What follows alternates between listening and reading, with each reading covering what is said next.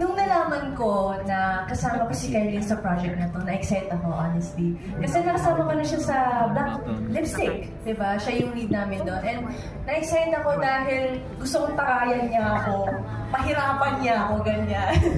And I'm really grateful. I'm thankful na ikaw ang Joanna sa ina ko. Kasi hindi ko naman talaga siya nabuo ko si Ina dahil din kay Joanna. Dahil sa kung paano binigyang buhay ni Kylene yung character ni Joanna. I'm really grateful and thankful na naka-work ito. Sobrang kulit nito! Akala niyo ba? Kunyari lang yan magmamataray pero sobrang kulit. So, yeah, I'm happy to able to be work with you.